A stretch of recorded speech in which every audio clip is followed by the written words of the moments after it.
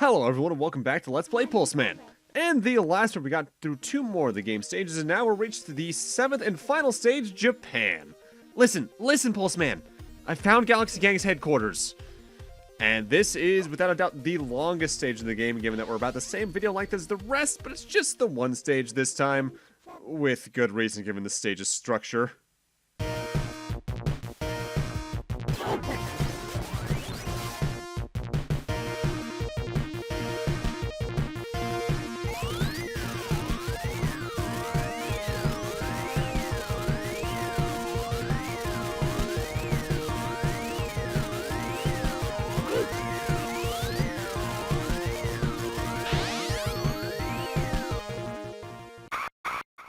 I'm sorry, welcome to Let's Play Galaxy Gunner instead. Sorry, completely got that wrong. Also, could they have put the name Game Freak on that arcade more in and outside? Good lord. So the final stage is a little annoying, and that the reason it's so long is that the first good third or half of it is like 3 or 4 sections of autoscroller. So we really can do nothing but just kind of go at the pace that they set for us. And that is annoying. With that said, this stage also has easily the highest density of bottomless pits, so maybe it's a good thing that it's an autoscroller in one regard, because that way you can't overpace yourself and just end up falling in the pit stupidly because you volt-teched in the wrong place or things like that.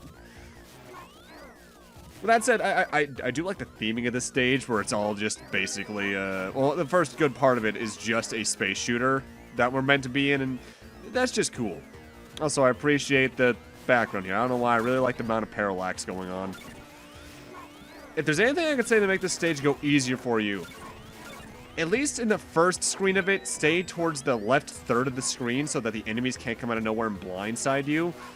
But during the later versions of this, stay more towards the middle, if not the right side of the screen, as that way you can not only see the platforms coming at a decent pace with the screen scrolling speed, but there's also just fewer enemies in later versions, later portions anyway, so you don't need to worry as much about being blindsided.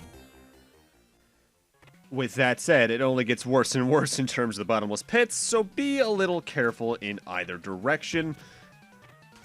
But we also get the return of the platforms from stage 5, I believe, here, which, admittedly, I think they're actually better used here than they were in that stage, because in that stage, since you could move freely, you could just ignore a lot of them. They actually present a little bit of a platforming challenge here, and I appreciate that. I like a platforming challenge in my platformer. It's kind of the slight problem in platformers like Kirby, or things that give you abilities to fly like the Volt-Techer sort of does. You can just ignore the platforms. It's kind of like, I know I refer to a lot of things in Mega Man terms, that's just because it's my main series of preference, or that or Metroid. It's like if you always start a Metroid game, or a Mega Man game, with either the space jump or the treble boost from Mega Man and Bass. Which, admittedly, treble boost is a lot more limited than the space jump, because that has its own weapon gauge, only one of the 2 characters can use it. But it's that sort of vibe, I feel. It's actually, I think, partially why I like the water in this game when it shows up, because it actually limits you in what you can do in that regard. Admittedly, this final stage is a little bit weird in one regard, in that its difficulty curves all over the place. Like, it's not something that gets easier as you get through. It also doesn't get more and more climactically difficult as you get through. It starts off kind of hard, then these last 2 screens are pretty simple. The next screen's a bit of a jump, but then the 2 screens after that, before the final boss, are pretty easy, barring a couple of jumps being oddly precise. Final stage difficulty is always kind of a weird track to follow. I think the most consistent in how it raises the difficulty of this stage while introducing new mechanics I've ever seen in a platformer done might be Shovel Knight.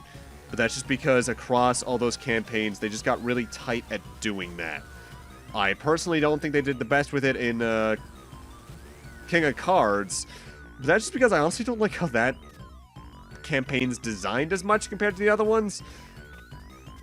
At least if you play it the way I do, because, oh boy, going for all the stuff I do, there's a lot of levels, and they're oddly short, but at the same time makes the deaths all the more punishing because there's less checkpointing. Alright, so now this is the final section of all this, and you can completely nullify like the first third of it just by volt-techering early on because he'll just ignore it.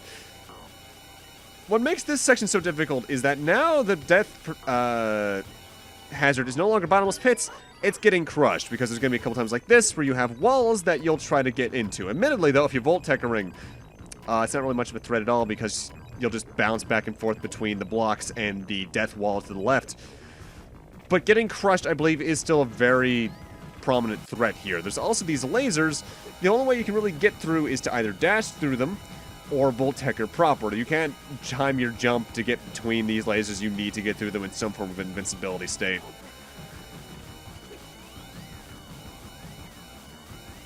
Now, another part that makes this screen a little bit annoying is that it has a mini-boss at the end of it. And I believe if you die to that boss, you're sent back to the start of this screen. I say I think because, honestly, it's been a little bit since that happened. Because at this point in the game, when I get to this point, I'm usually so paranoid about death that I take things a bit slow to compensate.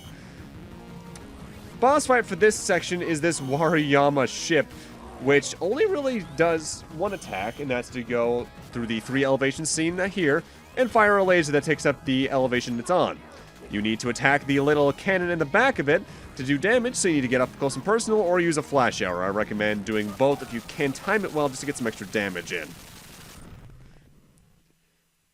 It's not too hard, but again, the 3 hits thing that Pulseman has means if you're a little bit over reckless there, you can take a lot of damage really quick and just die and lose that entire screen. And now, time for some weird visual filters.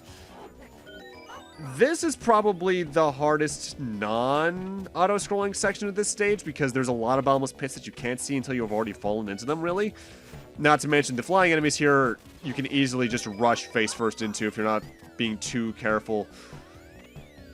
There's also 2 distinct jumps in here that are really annoying because they're not pixel perfect, but they're relatively precise because they're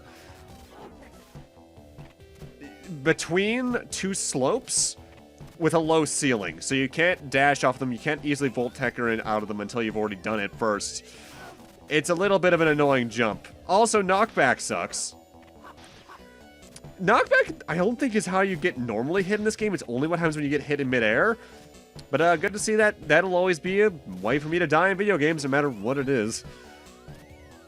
Though, admittedly, knockback isn't as prevalent as it used to be. It's only in a couple of games every now and then nowadays. This is one of those jumps. I think you might need a volt-techer to get past that, honestly. And now for this screen. Actually, I forgot this one existed. This is potentially one of the most interesting in the game because you get the volt-techer power-up at the start, which I forget if we've actually gotten this so far in the game. There's a couple of these throughout. You just get infinite volt-techer until, I believe, the end of the screen or you die. This is just a giant horizontal climb. You need to just chain it left and right off the walls, avoiding the slime enemies. I don't know why I genuinely like this kind of platforming. It's simple, but it makes me feel strong and powerful and like I'm actually doing something with my abilities. This is the screen where things get a little weird. Because you can barely see the actual platforms. They are just a dark blue, near black, dark purple, near blue, whatever. And they also just turn black with the background sometimes, meaning it's kind of hard to see where you're going around here. Right then, though, there was actually a little bit of a unique platform in the game. This screen has the only reflectors in the game, where if you volt-techer into them, you'll get reflected in the direction that they're pointing, like a diagonal one will shoot you straight up or left or right, whichever way it's going. Current theory is those are meant to be in more stages because there's sprites of them rotating found in the files. It's just that they were never used, so they're only literally in this screen, which a little bit weird given this is the last normal screen in the game, technically, since we're coming up on the final boss. But, oh well. Now, I should probably mention, I know, again, I've said this every single video, and it's been at the start of every video now for a fact with text I've been putting on screen. But if you're this late into the video, you already know this game's a little bit flashy. If you're photosensitive, be in caution. But especially be cautious of the final boss areas.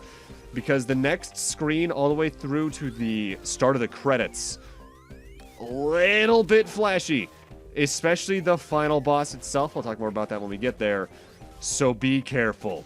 I don't usually warn this regularly about it, but this is genuinely that aggressive and egregious in this final boss. I'm not photosensitive, it hurts my eyes. With that said, we are coming up on the final boss, sort of, so let's take a look at it. We technically start with something a little bit odd, where we're in this giant static screen. Rip the video's bitrate, by the way, more than likely. And we just have tiny Wariyamas coming out 2 panels at a time. This goes on for way too long, though, because we go through about half the screen's worth of these things, just 2 panels at a time. It's kind of a cool effect. Kind of.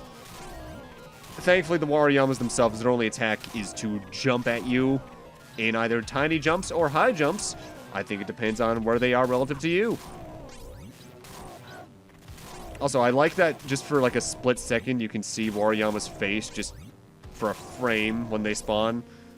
It's dumb, but I like the face. Hey, if anything, this means I'm fixing the bitrate just 2 panels at a time, and now we're done. Oh, that doesn't look good at all.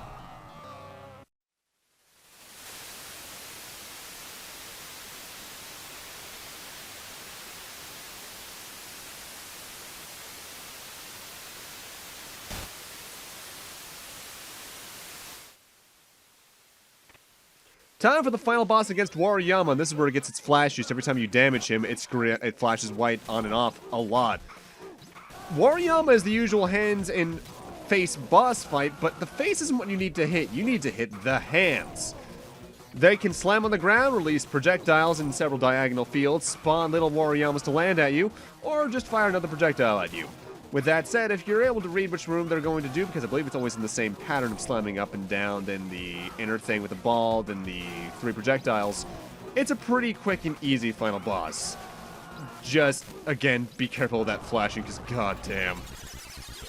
And that's game.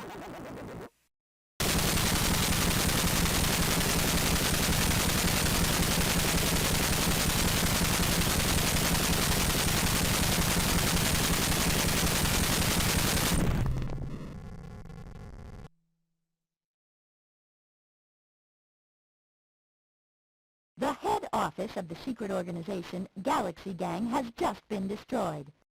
However, it is unknown if Pulseman was harmed in the explosion with gang boss Wariyama. Could this be the end for Pulseman?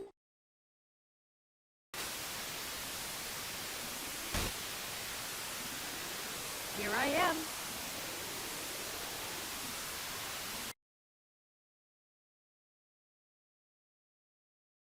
This just in from RWT Network in Tokyo. Pulseman is alive!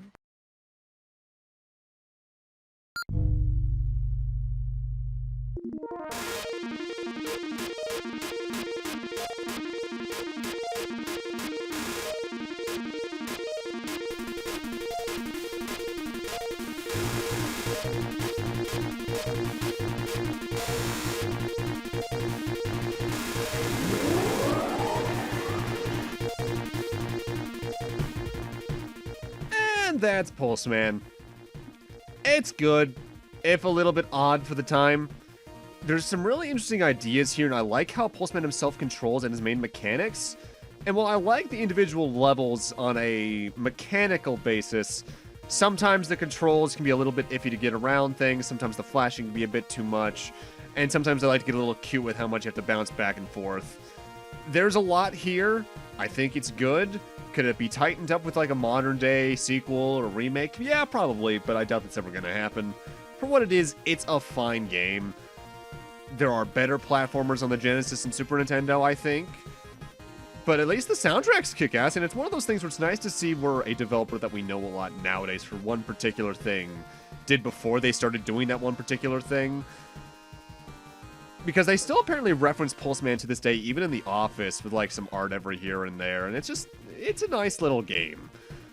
If you want to play it, though, you're kind of out of luck nowadays in the US, because you kind of need to either do a reproduction cartridge, have a Japanese Genesis and a Japanese cartridge, or go the old 7 Seas route and emulate. which, a little bit rough. Games like this need to be, I think, more available for people nowadays because there's really no reason to not have them on things for really cheap, considering how old they are. But oh well, game historian, being any kind of game historian and preserver is hell. But with that, I'm going to need to end this off here. Thank you guys for watching, and I'll see you guys next Let's Play, whatever that may be. Have a great night, take care, and I'll see you guys then.